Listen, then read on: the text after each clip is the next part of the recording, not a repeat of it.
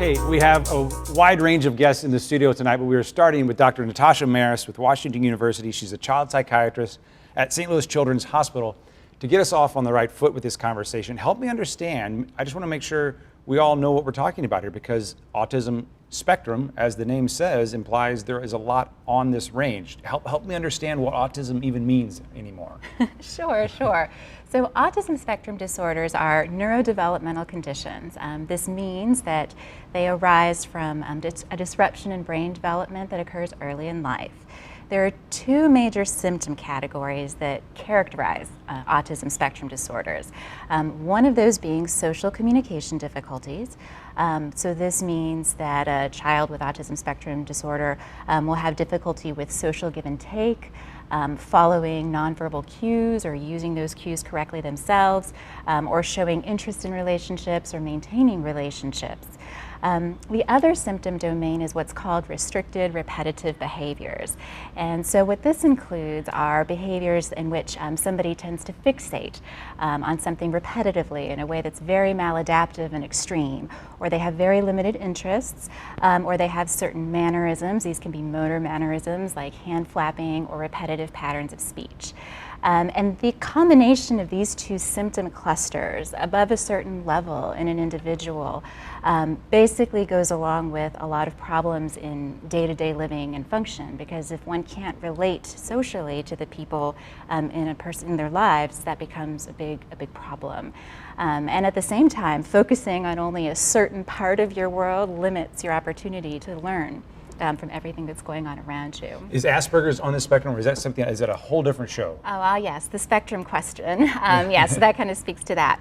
So when we talk about a spectrum, what we mean is that there is a range of kind of individualized appearances that can fall under those symptom categories I told you about, and they have a range of severity.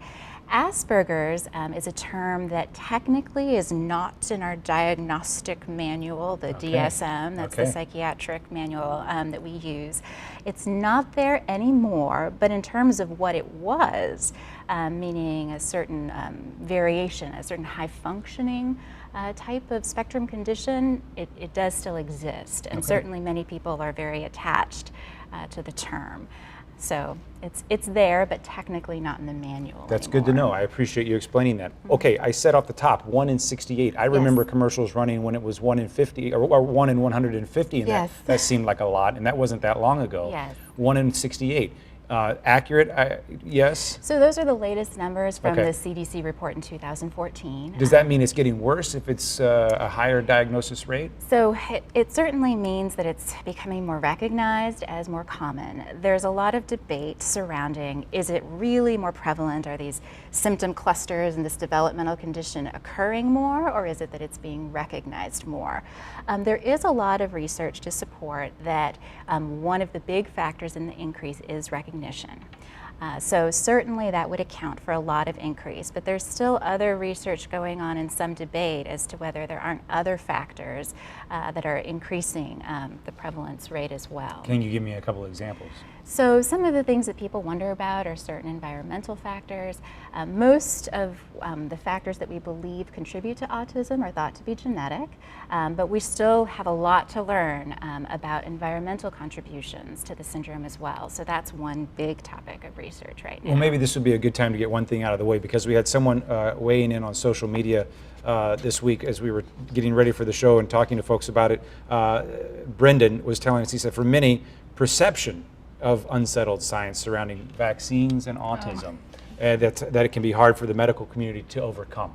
I feel like that has been settled among those who are in your field, and if not even the person who first posited the idea.